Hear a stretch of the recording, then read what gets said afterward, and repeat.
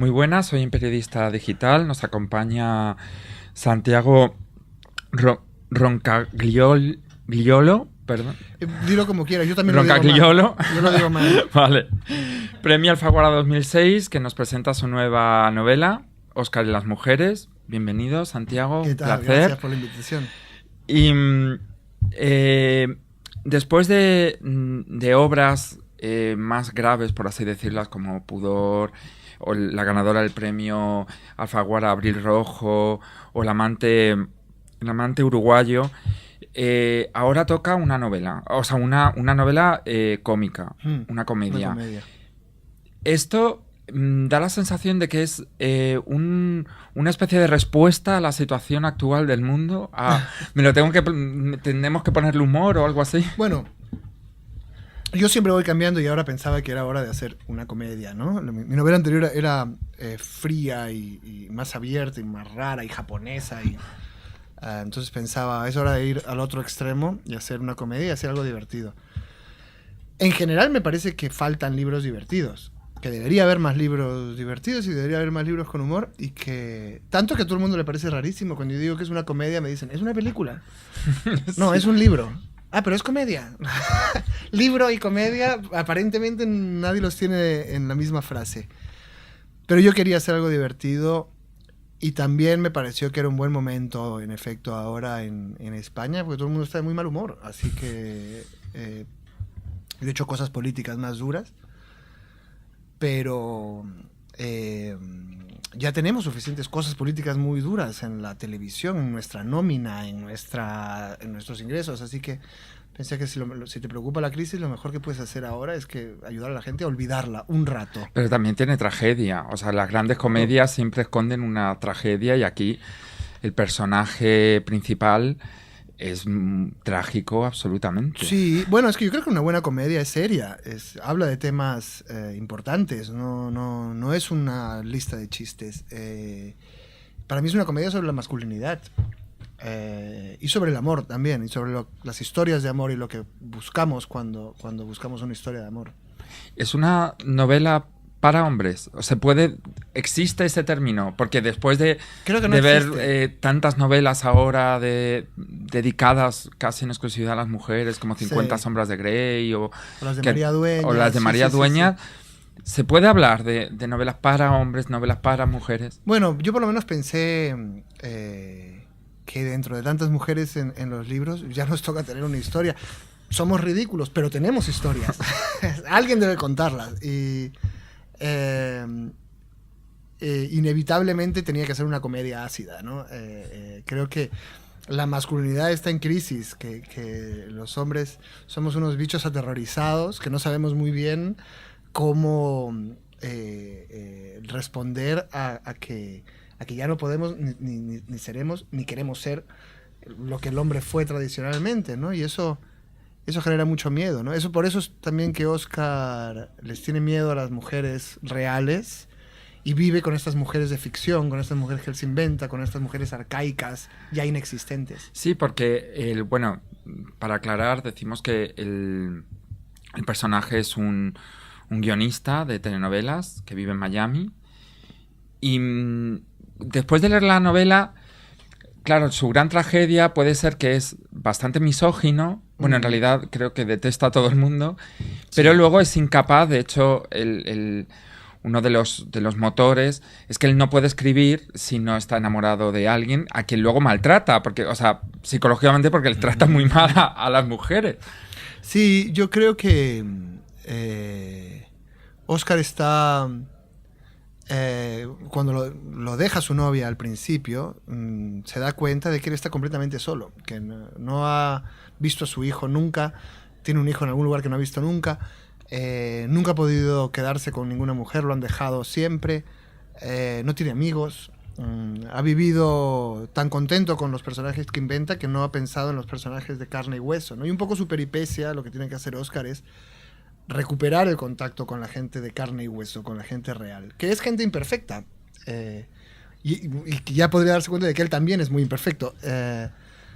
Creo que también eso es parte de la madurez, ¿no? En cierto sentido, el amor La madurez implica cambiar la idea del amor. Primero tienes una idea muy ideal y muy perfecta, y conforme avanzas, y eso le pasa a Oscar, que está en plena crisis de los 40, descubre que el amor es imperfecto. El amor es amar las imperfecciones de otra persona y compartir las tuyas. Y eso es lo que va a ir descubriendo durante la novela. ¿Y le puede pasar eso un poco por ejemplo, al espectador de una telenovela? Es decir, soñar más con lo que nos venden que con lo real, y por lo tanto siempre tener un listón tan alto que no Sí. se consigue una felicidad plena. Es decir, es difícil, o sea, es desaconsejable llegado un momento soñar. Bueno, pero yo creo que todos sabemos, excepto Oscar, todos sabemos que la novela es ficción. Es más, es tan ficción que es inverosímil casi todo el tiempo. La personaje clásica de la telenovela latinoamericana es la empleada doméstica que llega del pueblo a la ciudad a trabajar en la casa de los ricos. Y siempre esta empleada operadísima. Campesina, mide 2 metros, es blanca, tiene los ojos azules y acento venezolano. A nadie le importaba esto, porque todo el mundo sabía que no querían verse a ellas mismas, las empleadas domésticas que veían la televisión. Pero sin embargo, Querían sí ver su proyectas sueño. un poco, Sí. claro, proyectas en eso y siempre hay algo aspiracional, ¿no? Sí, pero consumes un sueño. Sabes que consumes un sueño. De hecho, lo que quieres es un sueño, no quieres la realidad. Y eso es lo divertido, ¿no? Con la telenovela, ver cuál es la medida de nuestros sueños, cómo se construyen nuestros sueños.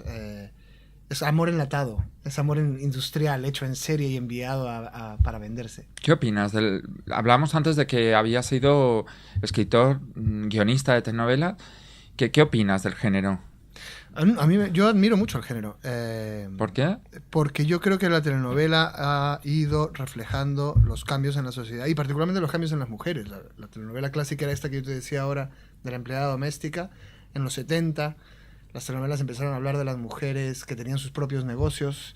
Luego vino Betty la Fea, que es la mujer que trabaja en la oficina. Y los modelos de hombre también han ido cambiando. Como en todo, hay telenovelas pésimas y telenovelas buenas. Yo quería que Oscar escriba de las pésimas. Claro, es mucho más divertido que escriba las malas. No me interesaba que fuese un filósofo de la realidad a través de sus historias, pero los hay. Y hay guionistas como Fernando Gaitán en Colombia, como Alberto Barrera en Venezuela, como Eduardo Rancén en Perú, que son muy buenos analistas de sus sociedades y que hacen historias muy adultas y muy interesantes. Y uno también de los componentes de la novela es que el culebrón que le está escribiendo va modificándose a la vez que le van sucediendo cosas a él. De hecho, vamos viendo párrafos, vamos viendo fragmentos de eso. ¿Te pasó un poco lo mismo? Supongo que es sí, habitual en cualquier proceso creativo. Tú eres guionista también, ya sabes que estos personajes de las historias que no existen, conforme vas trabajando con ellos, existen. Hablas de ellos como si existieran. Te juntas los lunes por la mañana con los otros guionistas y dices, hoy matamos a la abuela. No, hoy no matamos a la abuela. Es hora de que se besen. No deberían besarse todavía. Y en el fondo, una productora de televisión es como una guardería gigantesca de gente jugando a hacer otra cosa. Los muebles ni siquiera son muebles, son juguetes, son tablas con sábanas encima. Los hornos no son hornos, tienen linternas dentro para que parezcan fuego. Todo es de juguete, de mentira. Y los personajes también son de juguete y de mentira. Estos actores llegan por la mañana, fingen que son otra persona durante todo el día. Cualquier producción. Y luego se van. Y eso es como un gigantesco patio de juegos. De hecho, hay momentos verdaderamente emotivos dentro de la telenovela. Cuando ya te vas acercando hacia el final, no voy a desvelar nada, pero dentro de la telenovela yo creo que de los momentos más emotivos y que estás de verdad con el corazón en un puño, más que con la historia real, entre comillas, que estás contando del protagonista con lo que está escribiendo. Es divertido, me divirtió mucho escribir las partes de la telenovela, porque son telenovelas en las que yo he trabajado. Son escenas de telenovelas y recursos de telenovelas. Lucecita, ¿no? Luz María, que aquí fue Lucecita, un gran éxito. Que aquí se dio, es la única. Aunque ahí trabajé poco tiempo, trabajé al principio y trabajé en la primera escena, es la primera escena de Lucecita, sí, con Angie Cepeda. Y en esa telenovela, por ejemplo, hicimos una adaptación de época del guión original, que era contemporáneo, porque según el productor, cualquier cosa que sea completamente inverosímil e intragable, si la haces de época, ya parece creíble. Luego, en esa telenovela ocurrió que en el capítulo 119, o sea, uno antes de acabar, el galán descubre que su esposa no es paralítica realmente, sino que lo finge para ocultar su esterilidad. Y es muy interesante la moral de la vieja telenovela, ¿no? Porque en el código moral de una telenovela arcaica, si una mujer es estéril y mentirosa, puedes abandonarla. Entonces ya la infidelidad deja de ser un obstáculo. Y él se va a buscar a su novia. Pero el productor de la telenovela dice, ya grabado y escrito este capítulo, somos un éxito, necesitamos 40 capítulos más. Y nosotros ya hemos derrumbado el obstáculo para el amor, así que al día siguiente en las pantallas del mundo, el galán tiene un terrible accidente y queda amnésico. Y viene su mujer de antes y le vuelve a contar todo el rollo y todo vuelve a empezar. Pero lo gracioso es que es verdad, se desprecia mucho la telenovela por estos recursos baratos, pero es que a nadie le importa en el público. Lo que quiere la gente es seguir enamorada de estos personajes. Pero da como un poco... a lo mejor algo ha cambiado, sobre todo en España, pero sigue relacionándose con un tipo de televisión más baja, por así decirlo, o con algo de no mucha calidad, y aún así es un producto que triunfa a nivel mundial. Es decir, en la guerra de los Balcanes se paraba la guerra por ver Cassandra, por ejemplo. Bueno, un amigo guionista latinoamericano me decía que los europeos no pueden hacer telenovelas como nosotros porque tienen sentido del ridículo. Sí. Hay cosas que no van a decir frente a una cámara, pero compran las telenovelas, o sea que no lo dirán, pero les encanta escucharlo. Sí, pero sin embargo, ¿qué opinas de las telenovelas en España? Porque no, quizá no son tan descaradas, ahora, ¿no? Hay, bueno, pero tampoco ya las latinoamericanas son tan descaradas. Ya te digo que ha evolucionado mucho el género. Y aquí, más bien aquí han empezado a hacer... Amar en tiempos revueltos es una telenovela muy bien hecha, además con todo el viejo estilo de los diálogos barrocos y muy radiofónico también todo. Gran Reserva es una telenovela de malos, ¿no? Todos tienen no se salva ni uno. Maldad, no los llaman telenovelas, pero esencialmente dentro de mi concepto esas son telenovelas y son muy buenas. Tú eres peruano y ¿cuánto tiempo llevas en España? 13 años, ya es mucho. 13 años. ¿Cómo nos ves ahora? Y sobre todo en comparación con Perú, porque mientras que nosotros hemos caído un poco cuesta abajo... El mundo al revés. Perú, de pronto, por lo menos lo que nos vende la Oficina de Turismo de Perú también y ciertas noticias ha ido subiendo. Y América Latina también. Y América Latina, que... Sí, ¿por qué? Es la primera vez en mi vida que yo veo a la gente de mejor humor allá que acá. Antes los peruanos te decían, qué bueno que te fuiste a España, esto es un desastre, no tiene solución. Y ahora te dicen, ¿y cuándo regresas al Perú? Se come rico. En promedio, también es una cuestión de expectativas más que real. Los europeos en promedio siguen viviendo mejor que los latinoamericanos. Siguen teniendo coberturas sanitarias, aunque las recorten, mucho más avanzadas. No ya la que los latinoamericanos tienen, sino de la que piden. O sea, a nadie se les ocurre pedir el tipo de coberturas que hay aquí. Pero Europa, los europeos esperaban más y los latinoamericanos esperaban menos. Lo que los diferencia no es tanto lo que tienen y dejan de tener, sino las expectativas que tenían, ¿no? Yo creo que yo soy experto en crisis. He estado en el Perú de los 80 donde estaba en crisis todo. Y de la parte financiera se saldrá. Duele, demora, pero esto se resuelve. Hay presión de los mercados y hay presión de la gente en la calle y van llegando a un acuerdo. La parte que me parece más grave, más inesperada y más peligrosa es la de los últimos meses, la parte moral. La sensación de que todos los círculos de poder estaban corrompidos en las más altas instancias, en todos los partidos, en todas las instancias, en las comunidades. Eso va a ser más difícil de superar, porque la gente se siente engañada por el Estado en sí. ¿Y qué se necesita? ¿Un cambio global? ¿Un cambio más No localista no sé de exactamente qué se gobierno. necesita. Si supiera que se necesita sería presidente, pero Sí, el pero gran siempre reto ha de los centrado políticos es mucha obra recuperar suya la creatividad, recuperar la credibilidad. Ahora creo que nadie les cree. Y eso es muy grave, ¿no? Porque si tú sientes que el Estado te engaña, que es lo que yo he visto muchas veces en América Latina, si tú sientes que el Estado te engaña, tú vas a engañar al Estado, pues. Vas a defraudar impuestos, vas a sacar el dinero, vas a Entonces tratar se de crea... engañarlo y se va a crear un círculo vicioso que es mucho más difícil de controlar que una crisis de tipo monetario. Volviendo a la novela, ya solo 2 preguntas. Eh, He visto antes que la novela se vendió por fascículos En Internet. en internet. ¿Antes era previsto eso? ¿Condicionó la escritura o fue una estrategia ¿No? de marketing? Fue una idea de la editorial. Odio que haya sido una idea editorial. Yo quería que fuese una idea mía porque es muy buena y salió muy bien. Tenemos durante un mes estuvimos sentando por entrega los capítulos, ¿no? Que es algo que te permitía leer como Oscar va haciendo las cosas, llevándolas por entregas a las casas. Y eso ha tenido mucho impacto en redes sociales y ha permitido que mucha gente esté hablando de la novela de papel el día que llegue a las librerías, ¿no? Y ha servido mucho, no solamente para vender libros en digital, sino para promocionar el libro en papel.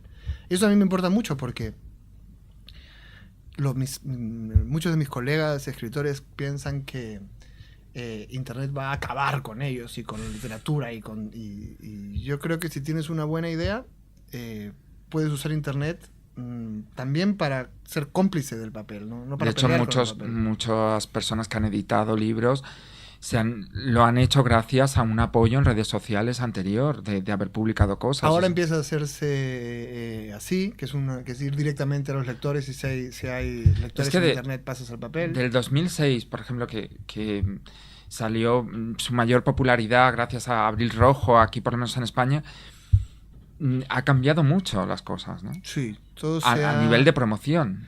Y todo se ha industrializado mucho, ¿eh? El mercado del libro siempre fue un pequeño mercado muy poco industrial. Y América Latina tiene mucho que ver con el cambio porque en los últimos años pues 500 millones de personas van más al colegio, compran más libros, entran a la clase media y esto da una potencia a la lengua castellana y a la industria del libro muy aprovechable y muy novedosa. Esto nunca había pasado, ¿no? Ha cambiado mucho también el mundo editorial en Latinoamérica. Claro, para empezar el mundo editorial en Latinoamérica siempre fue durante todo el siglo XX para europeos. El dinero venía de las traducciones, se escribía de una manera muy sofisticada, muy de gran calidad, pero porque el público era académico o gente de la alta cultura europea que eran los que leían. Siempre ha habido un poco de complejo, ¿no? No, me refiero a que se hacía una literatura, no sé, García Márquez podía hacer una novela como La Otoño del Patriarca que no tenía puntos. O Carlos Fuentes escribió una novela como Ahora en segunda persona, un nivel de experimentación que requiere un lector muy sofisticado, muy inteligente. Y no lo veían en Latinoamérica. Ahí se inventó esto. Lo que estoy diciendo claro, es que estos son latinoamericanos. Ya, pero me refiero al tipo de lector. O sea, se ¿No leía lector? más para. No había. Sí, bueno, los académicos, los universitarios, sí. Estos pero eran no, lectores, no pero no había masivas. La literatura española siempre fue más popular porque siempre hubo más libros y entonces había un público. Ahora lo que ocurre en América Latina es que ya hay un público. Y eso significa que ya no hace falta escribir para las traducciones europeas. Escribes para tus 500 millones de personas. Y eso es un cambio radical. Como creador, ¿tienes un tema fetiche? El que más. El que siempre puede estar en todo. Sí, la soledad. De un modo u otro, todos mis personajes se encuentran solos. Yo la verdad es que soy un tipo muy sociable, pero es mi tema con mucha frecuencia y de un modo u otro siempre es por miedo. La soledad y mis personajes se sienten habitantes de un mundo que no entienden, que no controlan. Bueno, yo ahora tengo una familia muy bonita, pero supongo que yo también he ido como vivía en México, luego viví en Lima, luego viví en Madrid, luego viví en Barcelona, siempre me he encontrado en un mundo distinto y al que me he tenido que adaptar y al que me he tenido que transformar, y eso es lo que les pasa a mis personajes. Bueno, pues espero que sigamos leyendo muchos más de estos personajes y más novelas. La próxima, cambio de registro también, ¿ya tienes pensado? Sí, la próxima tendrá que ver con la historia política latinoamericana. Llevo tiempo sin hacer algo así. Tampoco me quería encasillar en algo así, porque además cuando empiezas a escribir de política, la gente te empieza a tratar como un político. Sí. Un tipo que tiene las respuestas de todo. Yo te he preguntado antes cosas políticas precisamente por Sí, una tradición. Yo hablo de cosas políticas y opino y tengo una columna y hablo de lo que tenga que ver conmigo, no tengo ningún problema. Pero también me he interesado en mis últimos libros de decir, también puedo hacer una comedia, también puedo hacer incluso ciencia ficción, también puedo hacer un libro sobre los poetas del siglo XX, que era El amante uruguayo. Ya he hecho todo esto y ya con mi carrera, digamos, consolidada en muchos ámbitos, en muchos estilos, bueno, ya puedo volver con más tranquilidad y con la seguridad de que no me quedaré ahí encasillado, ¿no? Bueno, pues esperemos que no y encantados y hasta la próxima. Encantado, Santiago. gracias Muchas por la gracias invitación. por acompañarnos.